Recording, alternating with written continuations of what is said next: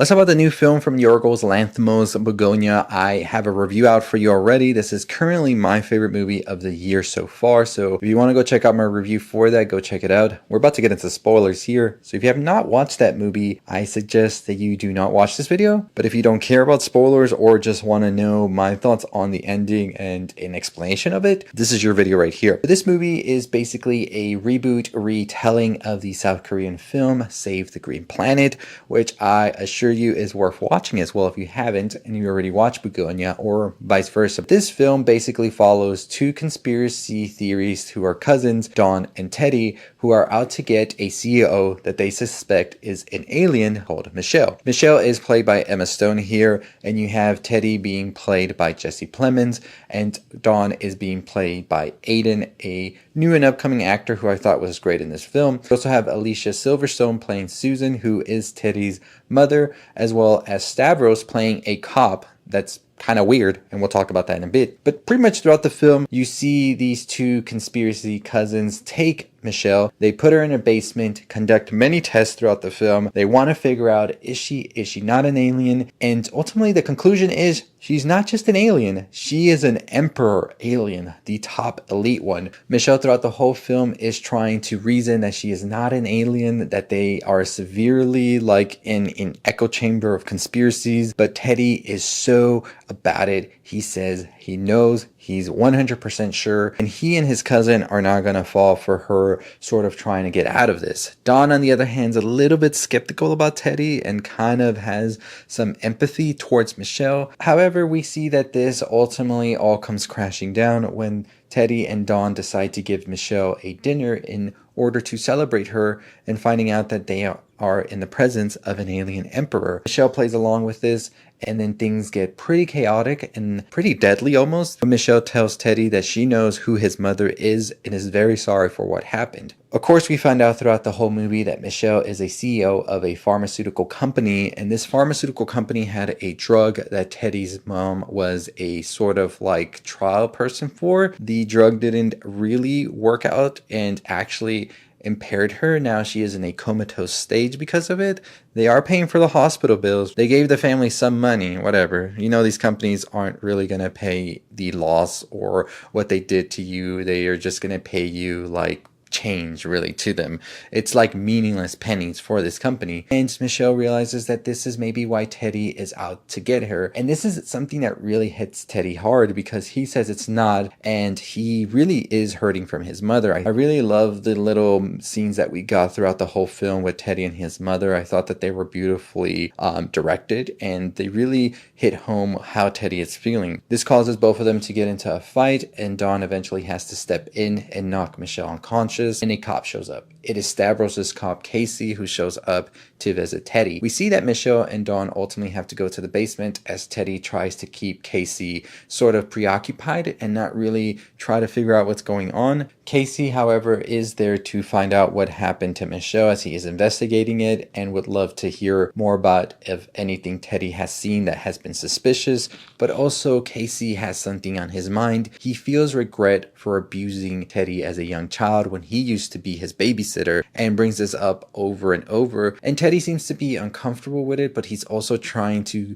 get Casey to go away because they need to deal with Michelle. And that's why he eventually has him go out to see his bees with him. But this is when things take a turn for the worse. We see Michelle try to convince Dawn to let her go, and that when the police arrive and all of that, only Teddy will be arrested, and she will plead to the police to let Dawn go, that he didn't have anything to do with this. Dawn, however, doesn't want to take this deal. He says he loves Teddy and he would never do anything like that to him, and he wants Michelle to take him into space. But of course Michelle says, I can't do that, I'm not an alien.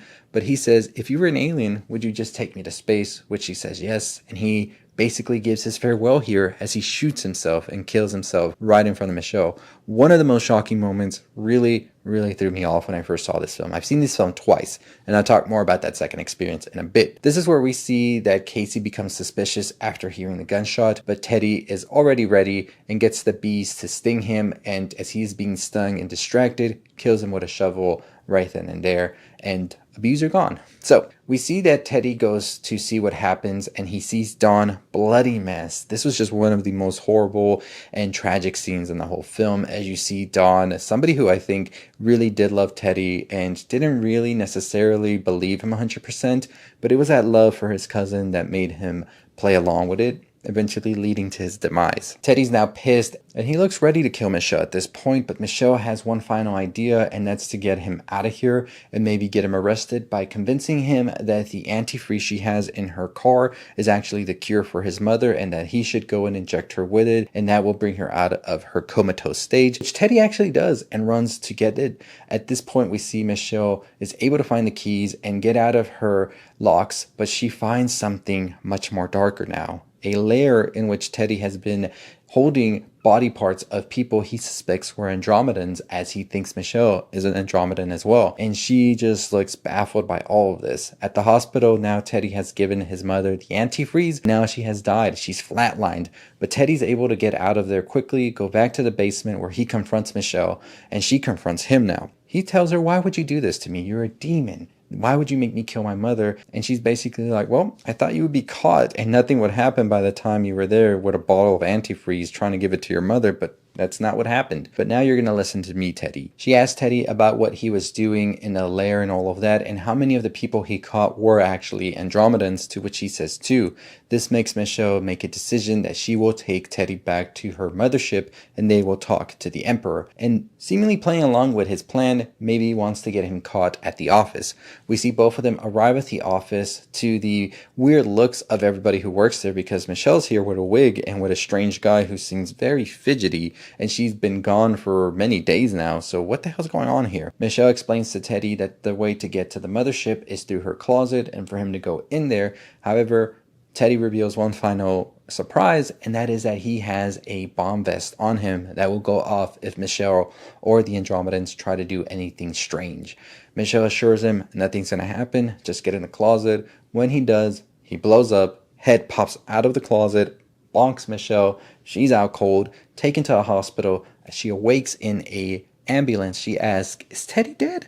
And they say, "Yeah, he's dead." And she just sprints out of the ambulance, goes straight back to her office, gets into the closet, and arrives to the mothership. Yes, Michelle is indeed an alien, and she has decided, alongside the other Andromedans with her, the human population was a mistake, that they should have never made them, and they are going to wipe them out. We find out earlier in the film through a story we would assume was fake, was that the Andromedans actually created the humans after they came to Earth and accidentally killed the dinosaurs.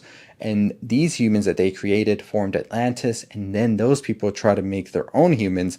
A war broke out, and eventually we got the apes, and the apes of course had their evolution, and now the Andromedans are trying to figure out a way to make the humans be peaceful and for them to be able to prosper, but it seemingly has not worked. This is a failed experiment on their part, and it's time to let their creation go. This is when they decide, let's wipe off all of humanity from Earth, and we see they do that, just that. The final moments of this film are just a bunch of corpses throughout the world, just there laying no more life for humans here.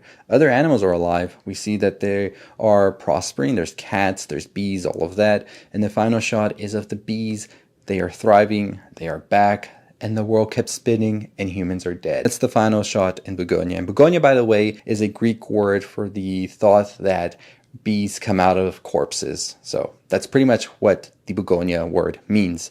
So what the hell just happened at the end of this film? So pretty much Teddy was right from the beginning. Michelle is an Andromedan. And the way I view the ending and Teddy and Michelle's goals is that Teddy wants to save humanity. He wants there to be a world in which humanity isn't sort of tied to these systems, whether it's the capitalist system or what have you, the greed that corporations have and how they suck the life force out of the workers. Like he says, the worker bees will serve the queen bee until the queen bee maybe moves on or doesn't need them anymore. Then the workers don't have anything. He wants to eliminate the queen bee. He doesn't want the workers to be mindlessly working for somebody and ultimately just die working and working and working. He wants there to be a greater purpose, right? And at the same time, Michelle feels that the worker bees working is giving them a purpose to live, because if they don't have that purpose or somebody to serve, then what would they even do? And she feels that she herself is doing something great for humanity. And I think the ending as well with the corpses just showcases how fucked up the world can be too, because at the end with all of the different corpses we see so much of our world and how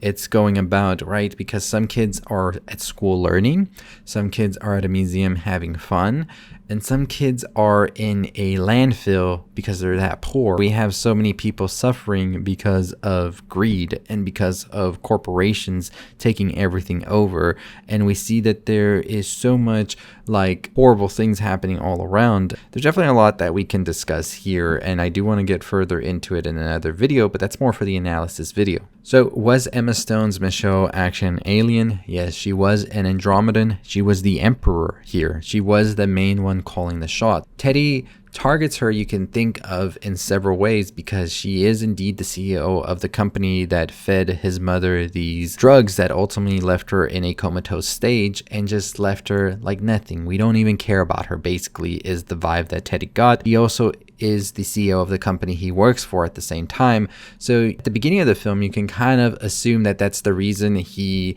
is targeting her, and this whole alien thing is just a way for him to cope. But he did do the research. He was able to figure out that Andromedans were here, and he was able to capture 2 of them, as we find out later in the film. So it's kind of a movie that gives you a lot of gotchas and makes you like have pie in your face by the end, because just when you think you have the movie figured out, it says you don't.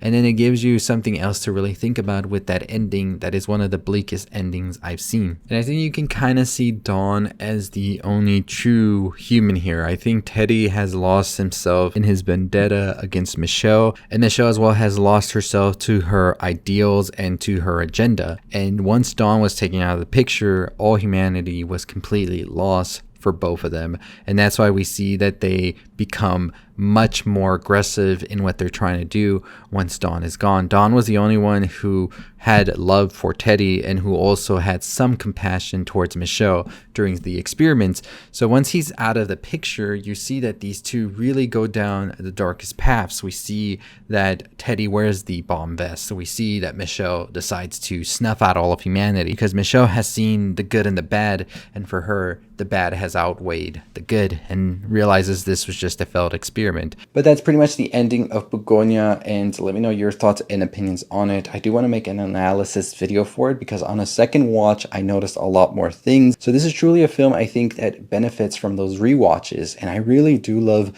the story at its core, how it is a story about how our world is so filled with conspiracies that the truth may be just right in front of our eyes. And at the end, we see that even the elite and the poor and everybody couldn't escape the same fate that awaits us all if we continue to treat the earth as we do. Because at the end of the day, the earth doesn't need us. We need it. This world will move on without us and will continue and keep on spinning. So why not treat it right while we're here and get as much fulfillment and enjoyment from it, right? Instead of using it and abusing it and its resources and others here. So overall, I thought it was a great film, and I'm excited to discuss it even more, so stay tuned for that. Make sure you let us know your opinions down below. Check out our Scream 7 trailer breakdown, as well as our thoughts on the Conjuring prequel that's coming. That's interesting, but nonetheless, as always, I'll see all of you next time. 50,000 subscribers is our goal. Welcome to Derry. Part 2 is tomorrow, so stay tuned for that. I'll see you next time. Stay safe, stay positive.